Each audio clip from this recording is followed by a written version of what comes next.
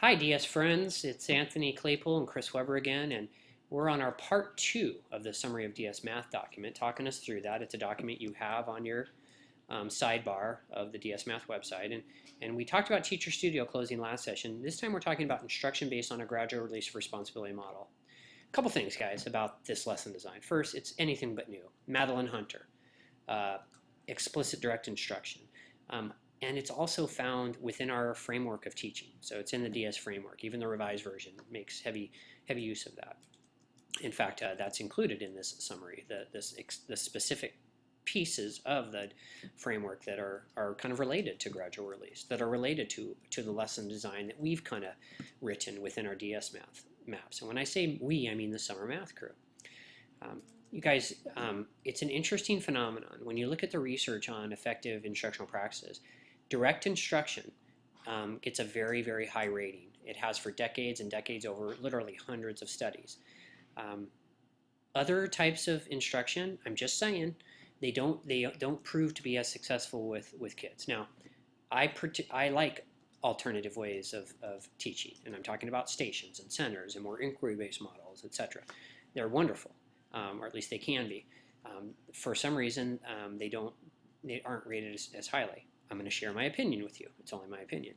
The reason why I think non-direct instruction models of instruction don't result in the same levels of high learning is because we as teachers aren't as good at it. And also students may not be as ready. Now we can fix both those things. Why do I tell you all of this? Well, because you do not have to use the lesson design, the anchor lesson format that we've shared with you. You don't. I know there are schools that have really done exciting things about center and station-based math models where kids are working in many different areas on different types of standards, while one of the small groups is with the teacher. And that's fantastic. And if it's resulting, you guys, in high levels of student learning, then yes, let's do that. However, there are elements of gradual release of responsibility that probably are important in all different types of lesson designs. And that's what you're going to see here, must-dos under this particular topic. Well, one must-do is an objective. Let's make sure that we know exactly what we're hoping for kids to learn given a distinct period of math instruction. All right, so the objectives are a must-do. Checks for understanding. We cannot be surprised 3 days later that kids don't understand. In fact, I'm suggesting we shouldn't even be surprised at the end of the lesson that there are a significant number of kids, or any kids. We should know who they are throughout the lesson, and we can do that with checks for understanding. There's always informal checks for understanding. In our anchor lessons, we propose that whiteboards, and there are simple, in fact free whiteboards that we can construct, but that whiteboards are used to check about midway through a lesson where kids are and where the entire class is. The other must-do we really want to recommend is an exit slip. So what's an exit slip? It's quite easy. Did kids meet the objective of the day? Now, could you do this orally? You betcha. Could you do it with thumbs up or fingers? Sure. The more accurate, the better. But the logical way of doing an exit slip is to use a slip of paper. It could be scratch paper. It could be just a smaller piece of paper, and you give them a single problem that's representative of the lesson, representative of the objective. And as they're packing up or as they're walking out to some other adventure during their day, you collect it. What do you do with it? You just look at it super fast. In fact, whenever I've used exit slips, I make 2 piles. They get it or they don't. And when they don't, I look at it again. Who is it that doesn't get it, and what kind of things aren't they getting? That can really impact your very next day's instruction. When we start using these collaboratively, when we start having conversations with our colleagues about these, it can really explode our understanding of strategies that might be necessary. The other non-negotiable of lessons are that students are engaged, that they're involved, and they're participative. In fact, the research on this says that kids should be talking 50% of the time. Now, what's that mean? That means teachers shouldn't be talking the entire time. Well, how do you get kids talking 50% of the time? Well, you have them think, pair, and share. You randomly select kids to participate so that that's not an option. When kids are working on problems collaboratively, in table groups of 4, they can be talking. When they're talking to each other towards the end of our anchor lessons about how they arrived at answers to problems that you have them do in their small groups. They're talking. So that's our goal, that they're engaged, involved, and participative. There's other things that we believe probably should be present in a lesson, and there's 4 of them you see in this paragraph. One of them is that you model problem solving and critical thinking, you guys. One of the knocks against a non-gradual release lesson is that you just assign kids problems and they ask you questions when they don't understand something. That's not good. We want to show students what a model learner does. That's you. That's the teacher. What a model learner does when they solve problems. So please have some time within your lesson where kids can just watch and listen and observe what a model learner looks like when they're solving problems. The other things we really want you to do is be interacting with kids while you solve the same types of problems. Okay, so you've modeled the problem. Now, boys and girls, let's do a couple together, and do it in a step-by-step fashion. Why? Because you want to know that they're with you, particularly early in their development of understanding, and you want to catch their misunderstandings right away and say, "Oh, okay, great, good mistake, y'all. But here's the right way to do it. Here's another way of thinking about that."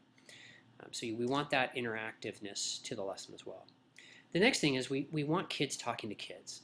Okay, we want opportunities for kids talking to kids, speaking their own language, being encouraged to do things differently, and there's a value in kids talking to kids. This is well researched. When kids are talking to kids, that benefits their understandings and learning.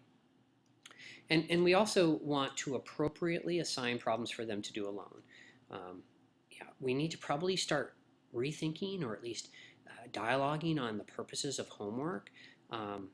But when we're assigning you do it alone problems, we really want to be careful that we have good evidence that they actually can do it on their own.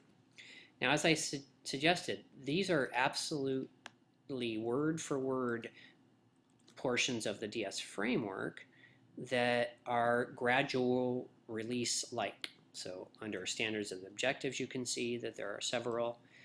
Under assessment, under differentiating instruction, under presentation of content, learning tasks, questions, and providing academic feedback. So we really believe that what we're suggesting is a must-do when it comes to our instruction is real consistent with the framework itself.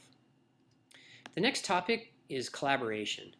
And as I said before, this work is too challenging for us to do it alone with our doors closed. Our kids deserve better.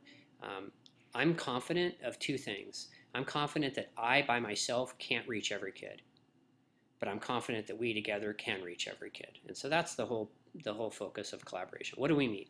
Well, we should collectively be planning and determining the proper sort of number of days we spend in a block on certain topics, and we should be collaborating on evidence of student learning. That might be through exit slips that we give in common, it might be through our common formative assessments, but we should be talking about how our kids are doing, and really what we should be doing is a kind of a treasure hunt, finding teachers who have had more success in given areas, and we should be learning from them and encouraging them, as they will, I know, do, share their great ideas.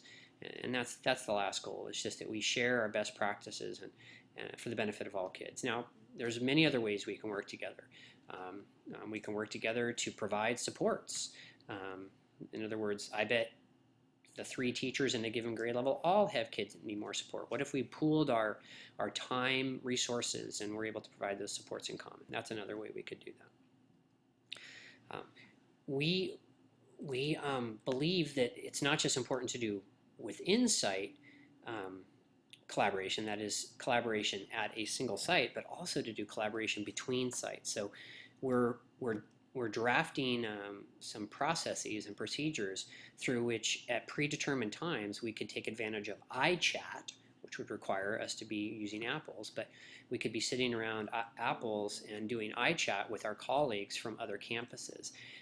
The team leads, the master teachers, and I with the directors will be working on some form of logistical planning that will allow teachers from our 4 buildings, as far away as they are, to be talking to one another for an hour every couple of weeks. Talking about what? Well, talking about planning, talking about evidence of student learning, and talking about strategies that some of us have that seem to be working a little bit better. So we recognize that it's easy to say collaborate, but it's a little bit harder to actually make that happen. So we want to be kind of part of the solution in providing you the time and the structures for all of us to collaborate together. It's going to be a necessity, not just in math, not just in DS Math for the Common Core, and everything we do. A big topic, y'all, and our last topic, and that is worksheets. And again, I can't say this enough. Worksheets don't build dendrites. They don't grow dendrites. They're not going to make kids smarter. Yes, we have, the Summer Math Crew has identified worksheets through things like EdHelper and Scholastic Printables and other sites that are a pretty good match for the Common Core. They're not always perfect, but they're a pretty good match.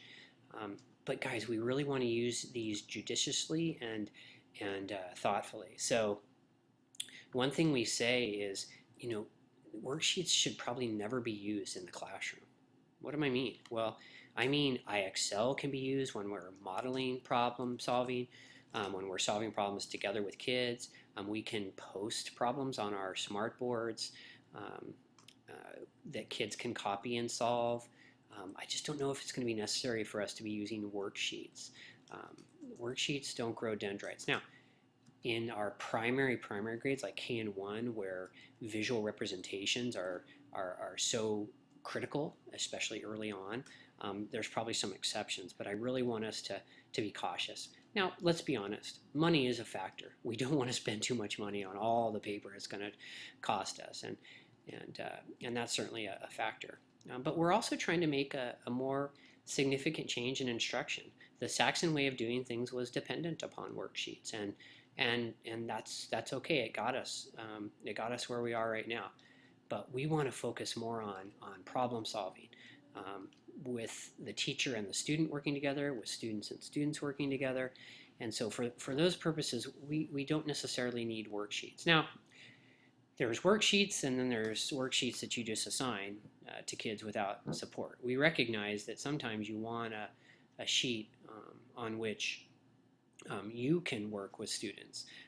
So you're using a sheet of paper with problems on it, but you're using it in a very constructive, problem-solving way. We get that.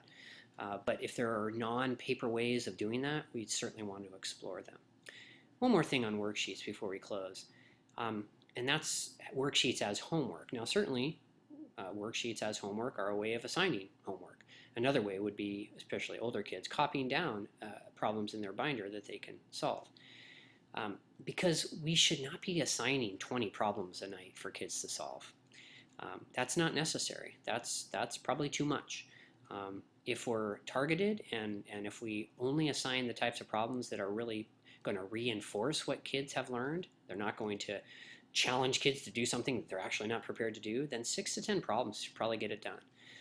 So yeah, we definitely don't need to be assigning more than that. So what that means is if you were to copy a worksheet that has 20 questions on each side and you have a two-sided worksheet, you know, that really could benefit you. That could serve as homework for multiple days. And we definitely want to use our resources wisely.